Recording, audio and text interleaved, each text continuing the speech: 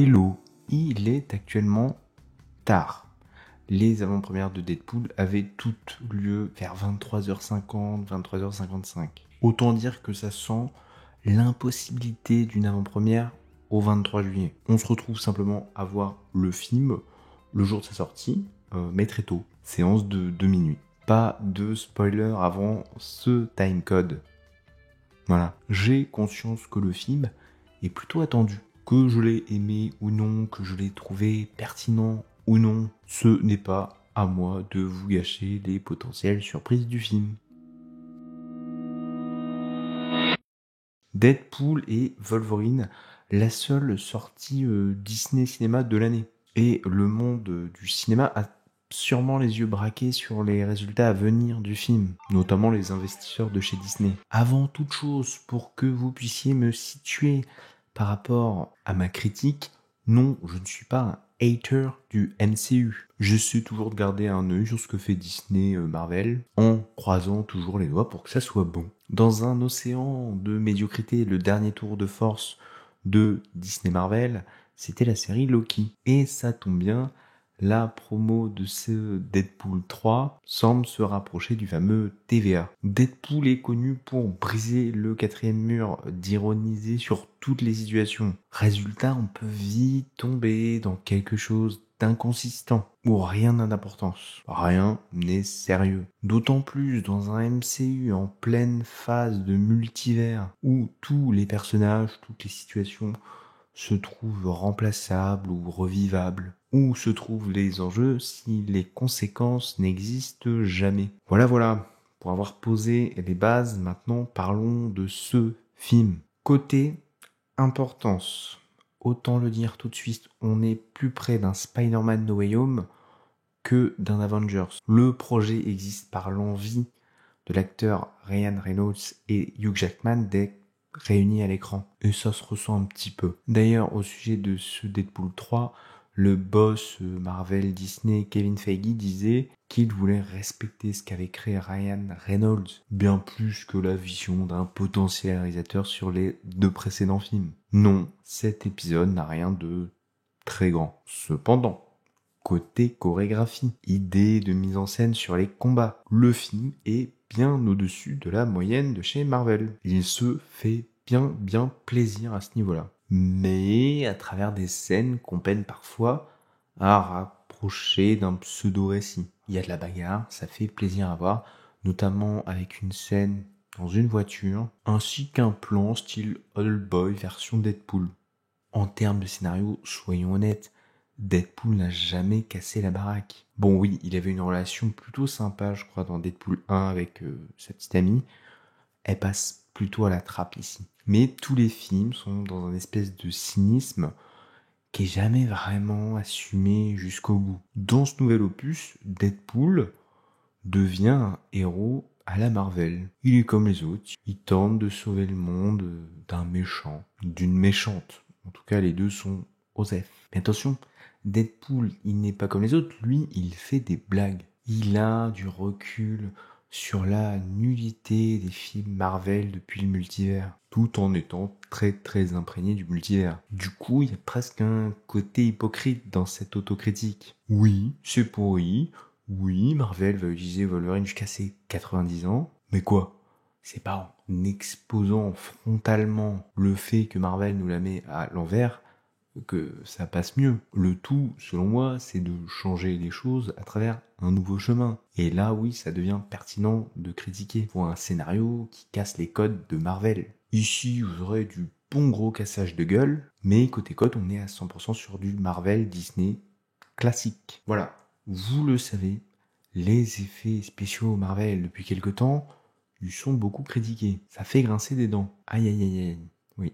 En cause, non pas un manque de talent, mais un manque de temps. J'ai donc scruté les effets visuels de ce nouveau Deadpool. Autant dire qu'un manque de changement sur ce point-là, ce serait du vice. Parce que la critique sur la finition, elle se fait de plus en plus forte. Et c'est franchement plutôt propre. Après, ma rétine est peut-être un peu usée après tant d'années. Qu'est-ce que des effets spéciaux propres ? Je ne sais plus. Bon, j'ai pas vu de choses hyper choquantes.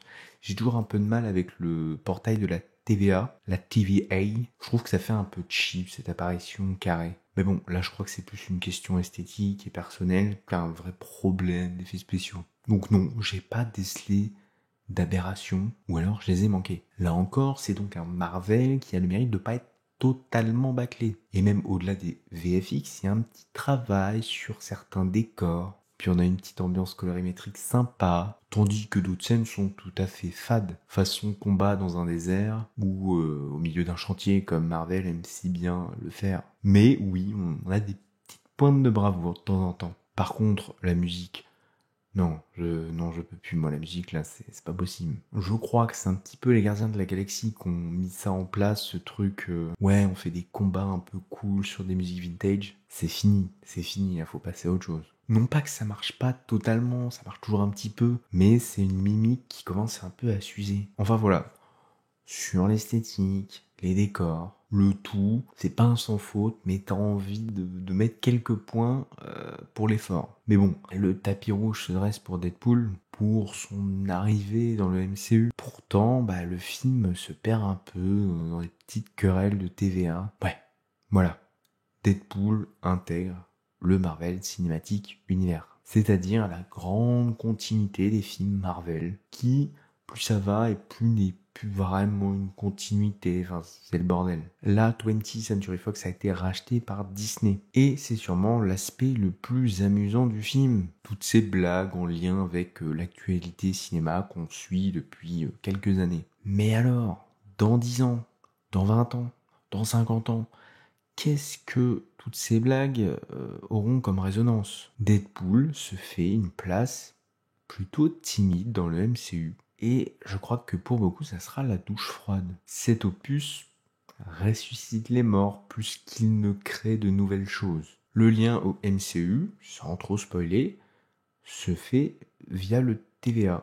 Et pas grand-chose d'autre. Pour l'heure, le film a bien plus de liens avec l'univers Marvel Fox qu'avec le Marvel Cinematic Univers. Mais est-ce qu'il reste vraiment encore un univers Marvel Disney? Ah oui. C'est comme si, depuis Endgame, la majorité du MCU prenait sa retraite petit à petit. Alors oui, greffer Deadpool, pourquoi pas, mais on greffe à quoi? Au-delà de la greffe, que peut-il apporter au MCU? Et sur ça, le film finit presque sur ce par quoi il aurait dû commencer. Ici, comme j'ai dit tout à l'heure, la grande histoire, se limite au TVA. Et la petite histoire, elle est vraiment petite, c'est pas très intéressant. Vous avez vu la série Loki? Si oui, vous n'apprendrez aucun nouvel enjeu majeur. Eh oui, ça c'est un petit peu dur à encaisser pour ce Deadpool qui se fait passer pour le messie du MCU. Et alors, concernant Kang, c'est qui? C'est qui ça, Kang?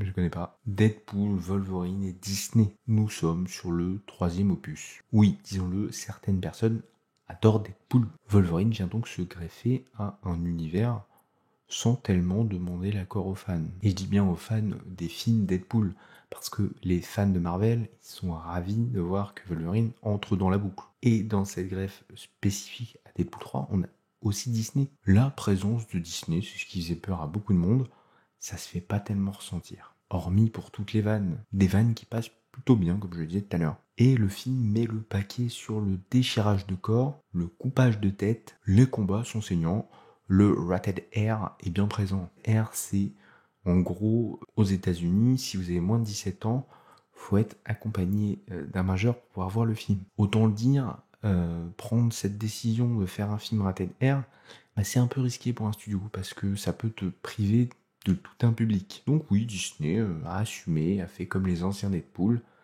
il est passé sur rated R. Oui, l'anglais est pas là. Pour Wolverine, son personnage, petite déception, il est assez fadasse. On a là un Wolverine un petit peu chiant, qui boit, et pas content. C'est un retour en arrière pour le personnage. Ah oui, non, ça va, c'est pas vraiment le personnage. Voilà, donc, hormis le délire entre potes, c'était pas essentiel de ramener Wolverine. Il y a même presque un côté blasphématoire à détruire cette belle sortie de piste qu'était Logan. Mais là aussi, le film s'en amuse, donc ça passe un peu. Ce Deadpool et Wolverine ne fera de mal à personne, Et c'est un petit peu ça le problème. Ce film était vu comme un nouveau départ pour Marvel. Il se retrouve à n'être qu'anecdotique, voire à regarder un petit peu trop derrière soi, quitte à ramener certains cadavres du passé qui ferait bien de rester du passé. Voilà, j'en dis pas plus, si vous voulez en savoir davantage, on passe en zone spoiler. Bon, voilà, façon Spider-Man No Way Home, ce Deadpool 3 est un défilé de qui fera une apparition inattendue. Et de ce côté-là, on est servi. Johnny Storm, des 4 Fantastiques. Non, non, non, pas Captain America, mais bien Johnny Storm. D'une franchise qui s'est fait démonter par tout le monde, et ben voilà, une apparition surprise. Oui, je parle de la franchise façon film. Donc oui, si on nous ramène même les personnages pas tellement appréciés, ça peut vite se transformer en pétard mouillé, tous ces caméos.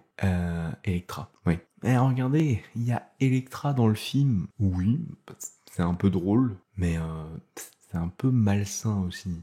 C'est quoi la prochaine étape, Jar Jar Binks? Oui, il y a sûrement des fans d'Electra, pardon, mais voilà, Electra, quand même. Oui, je parle encore du film. Bon, et dans tous ces petits rôles, petites apparitions, on a Blade. Oui, enfin, une raison pour expliquer la mise en chantier d'un nouveau film. Et ça, il nous le fait comprendre à travers une réplique en mode « Il n'y a qu'un seul Blade ». Bon, bah très bien, voilà, on refait un nouveau film et c'est reparti. Et en même temps, eh ben, on s'en fout un peu de sa présence dans le film. Il a autant d'impact qu'Electra. Donc, puis il y a Gambit aussi qui pop. Là, c'est un personnage plutôt cool qu'on n'avait pas vraiment vu, qu'on n'avait pas vu. Voilà, je sais pas s'il y a des ambitions pour la suite, est-ce qu'il place ça pour l'avenir. Ouais, pour la suite. Deadpool 2 a plus de 6 ans, donc évoquer des personnages pour la suite, ça pique un peu. C'est maintenant qu'il faut faire du bon, qu'il faut faire du bien. Ça serait une série, je dis pas tous les ans t'as une nouvelle saison. Là, on parle de film. Marvel ne peut pas se contenter de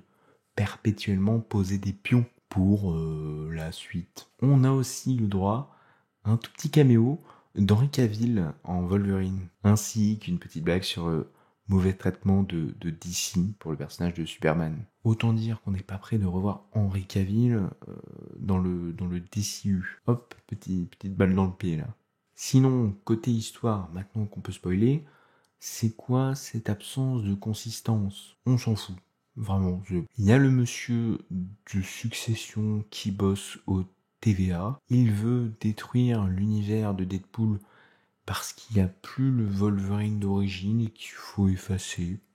Bon. C'est quoi? On veut parler de Disney qui veut foutre en l'air le Marvel de la Fox. Donc les derniers représentants ce sont Deadpool et Wolverine. Et ils veulent prouver à Disney que il y a plein de choses à ne pas jeter dans cette Fox. Electra. Bah oui, c'est pas crédible du coup. Oui, faut jeter. Oui, on passe à autre chose. Donc, Deadpool et Wolverine tombent dans les oubliettes, retrouvent les stars déchues de la Fox, et puis, ils ressortent. Et la grande méchante détruit l'univers via une machine TVA et un plan élaboré en 10 minutes. Là où Thanos a mis 200 films à réussir à détruire l'univers. Deadpool et Wolverine relient des fils du TVA et ça sauve l'univers. Alors, le TVA, c'est plutôt cool. Par contre, ça rend tout très cheap. Ça devient un petit peu trop facile de détruire des univers, là, quand même. Il n'y a pas d'eau dessus. Et voilà, l'univers est sauvé. Ah, et puis, il y a de la bagarre entre eux. Beaucoup de bagarres. Devant le logo Fox cassé, dans une voiture, comme je disais tout à l'heure. Et enfin, contre plein de Deadpool. Et ça, oui, c'est une scène très cool, la baston des Deadpool. Mais ça n'a rien à foutre là, en fait. Ça commence sans raison, et ça termine sans raison, via l'apparition de son pote à moustache, qui sert un peu à rien, mais qui se retrouve être le leader de tous ces Deadpool. Donc c'est drôle, parce que c'est un type Osef qui domine tout ça. Oui, vraiment, ça fait gros délire Marvel, inconséquent, entre potes. Ce que beaucoup de fans attendaient de ce nouvel opus, c'est de tracer une direction, un horizon. Ce que nous sert Marvel, c'est un plat réchauffé avec les anciennes icônes en carton de la Fox. Faire renaître des personnages OSEF, c'est un projet audacieux. Aucune nostalgie pour appuyer ses retours. Peut-être un brin de pitié pour toutes ces propositions de la Fox ratées. Mais rien de plus, quoi. Ça permet pas de relancer toute cette énergie Marvel qu'on a connue auparavant. Il y a une scène post-générique, comme tout bon Marvel qui se respecte, mais c'est un pied de nez là encore. Rien de foufou, Deadpool nous montre un extrait via les machines du TVA, un extrait de Johnny, le personnage des Quêtes Fantastiques, qui effectivement insulte de tous les noms Cassandra Nova. Cassandra Nova, j'en ai pas parlé, on s'en fout, c'est pas dingue. Voilà, c'est drôle de voir notre pseudo Captain America sortir autant de gros mots. On sent que Deadpool voulait juste un petit peu le souiller. Voilà, ça se termine sur une petite blague. Voilà, fin des spoilers.